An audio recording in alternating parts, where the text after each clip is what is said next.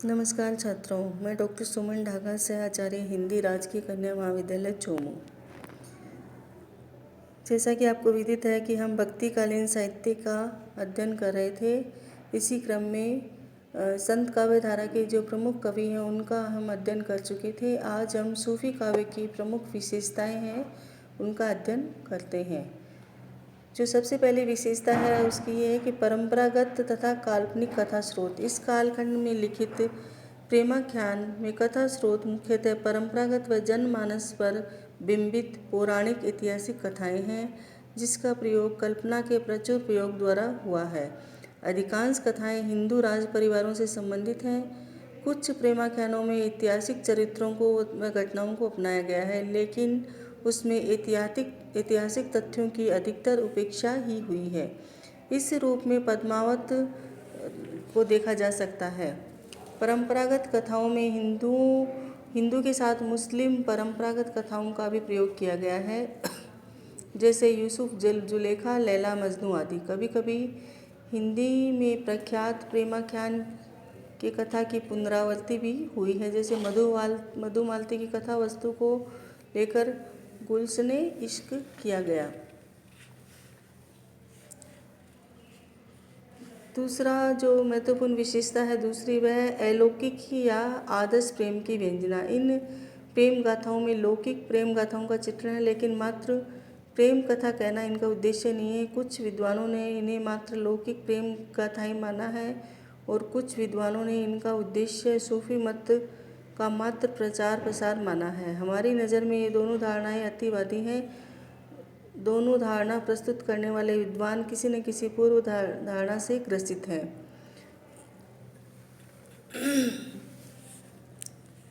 फिर है मानवीय हृदय की सूक्ष्म भाव तरंगों का अंकन। इन प्रेमाख्यानों का मुख्य प्रतिपाद्य प्रेम है और प्रेम के वियोग को इसमें अधिक महत्व दिया गया है। वियोग अवस्था में प्रेमी की विभिन्न मानसिक दशाओं का सूक्ष्म अंकन इन काव्यों की अपनी विशेषता है। यह वियोग निष्क्रिय आक्रोश मात्र नहीं है, बल्कि प्रियतम को प्राप्त करने के लिए सक्रिय है। इसलिए कई बाधाओं से टकराना यहाँ अनिवार्य है। इसी परिप्रेक्ष्य में नायक नायिका की विभिन्न भाव दशाओं का चित्रण किया गया है, जिसमें प्रसंगवश उत्साह, द्वेष, ईर्ष्या, वैर, कपट, दया, सहृदयता आदि भावों की सुंदर व्यंजना हुई है। विरह वर्णन में बारहमासा वर्णन के अपनाव के कारण इर्द गिर्द का समावेश और उसके चरित्र के मानस पटल पर बड़े प्रभाव से उत्पन्न भाव तरंगों का अंकन भी इसमें प्राप्त होता है। कहीं कहीं विरह वर्णन में भावातिरेक का चित्रण अतिरंजित शैली में हुआ है, जहाँ नायिका विरह के रक्त के आंसू बहाने लगती है, लेकिन इसे एक शैली के रूप में स्वीकार करना चाहिए, दोष के रूप में नहीं। फिर है अगला वर्णात्मकता। वर्णात्मकता प्रबंध काव्य रूपों में अनिवार्य रूप से आ जाती है। प्रेमाख्यान काव्य में नायिका के सौंदर्य का नक्शिक वर्णन हुआ है। नायिका का लोकोत्तर सौंदर्य वर्णन अतिशयोक्तिपूर्ण किया जाता रहा है, जिसका एक कारण परंपरा में देखा जा सकता है और दूसरा अलौकिक प्रेम व्यंजना के उद्देश्य से। इसमें नक्शिक रंग, रूप और हाव भाव के अतिरिक्त कला, विशालता, विविधता आदि का भी समावेश है। इन काव्यों में वस्तु, घटना, कार्य, पर्व, उत्सव आदि का भी विस्तृत वर्णन किया गया है। अगली जो महत्वपूर्ण विशेषता है वो है अद्भुत घटनाओं का चित्रण। इन प्रेमाख्यानों में अद्भुत घटनाओं का चित्रण भी पर्याप्त मात्रा में हुआ है। इन घटनाओं में भारतीय और फारसी दोनों ही घटनाएं आ सकती हैं। परियों, अप्सराओं, राक्षसों, नारियों का अपहरण और नायक के हाथों उनकी मृत्यु, जादू द्वारा नायिका का पंछी बन जाना और फिर उद्धार, बोलने वाले पंछी, तोता, हंस के साथ साथ हिंदू मुस्लिम देवी देवता, पीर आदि के साथ जुड़ी अद्भुत कथाओं का प्रयोग भी इसमें हुआ है।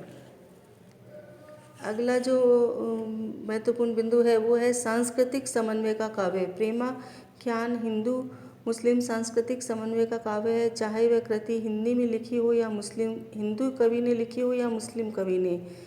जहाँ मुस्लिम कवि ने सूफी मत की परोक्ष या प्रत्यक्ष चर्चा की है, वहाँ भी उसमें सांप्रदायिक भावों का अभाव ही है। उन्होंने कहीं भी अन्य मतों का खंडन नहीं किया है। इन्होंने पीर पैगंबर की स्तुति की है और उनकी महानता को अबाधित किया है। भारतीय दर्शन और मुस्लिम दर्शन का यहाँ टकराव नहीं है, बल्कि समन्वय की ही दिखाई देता है।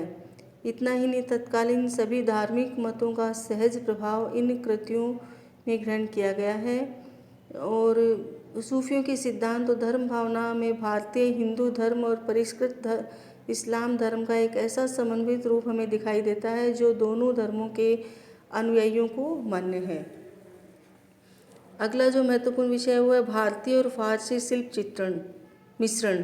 कथानक को विकसित करने वाले तत्वों और पात्रों के जीवन में आने वाले मोड़ों के लिए प्रेमाख्यानों के रचयिताओं ने भारतीय और फारसी शिल्प का सुंदर मिश्रण किया है। फारसी शिल्प मसनवी शैली में है, जिसके अंतर्गत काव्य आरंभ में ईश्वर वंदना, पैगंबर प्रशंसा, खलीफा स्तुति, शाही वक्त, गुरु प्रशंसा के बाद कवि परिचय परंपरा आती है। भारतीय प्रबंध काव्य परंपरा में मंगलाचरण और ईश स्तवन की परिपाटी रही है। कथा में गति लाने के लिए भारतीय काव्यों में काव्य रूढ़ियों का भी प्रयोग किया गया है। अगला जो महत्वपूर्ण विषय है श्रृंगारेतर रसों के प्रति उदासीनता। इन काव्यों में प्रधानतः श्रृंगार रस की व्यंजना हुई है। श्रृंगार में भी विप्रलंब पक्ष को अधिक प्रमुखता प्राप्त हुई है, इसलिए संयोग श्रृंगार की प्राय उपेक्षा हुई है। पूर्व राग को जागृत करने के लिए गुण श्रवण, प्रत्यक्ष दर्शन, स्वप्न दर्शन व चित्र दर्शन का प्रयोग किया गया है। सहज, सरल व स्वाभाविक भाषा का प्रयोग। प्रेमाख्यानों की रचनाओं उत्तरी भारत में प्रमुखतः अवधि में हुई और दक्षिण में दक्षिणी भाषा में हुई। अवधि और दक्षिणी भाषा का जनमानस में जो स्वरूप था उसी को इन कवियों ने अपनाया है। अवधी भाषा में लिखे गए प्रेमाख्यानों की भाषा पर राजस्थानी, भोजपुरी और ब्रज भाषा का प्रभाव देखा जा सकता है। भक्ति काल में राम काव्य और सूफी प्रभावित प्रेमाख्यानों ने अवधि को अपनाया है, लेकिन सूफी प्रभावित प्रेमाख्यानों की भाषा अवधि राम काव्य की भाषा की अपेक्षा अधिक सरल और स्वाभाविक है। छंद और अलंकार विधान। सूफी प्रभावित अवधि धारा के प्रेमाख्यानों में प्रमुखतः दोहा, चौपाई छंद का प्रयोग किया गया है। इसके अतिरिक्त सवैया, बरवे आदि छंद भी प्रयोग हुए हैं। अलंकारों के प्रयोग में प्रेमाख्यानों के रचयिता बहुधा प्रचलित परंपरा का अनुसरण किया है, जहाँ इसमें एक और अतिशयोक्ति अलंकार का वर्णन शैली में रूप में प्रयोग हुआ है, जिस पर फारसियत का प्रभाव दिखाई देता है। इस काव्य में समासोक्ति का प्रयोग अत्यधिक सुंदरता के साथ हुआ है। इन सब प्रमुख विशेषताओं के अतिरिक्त रहस्यानुभूति की अभिव्यक्ति, निर्गुण ईश्वर में आस्था, मुक्तक शैली, ढांचे में ढला चरित्र चित्रण आदि विशेषताएं भी इस धारा के काव्य में हमें दिखाई देती हैं।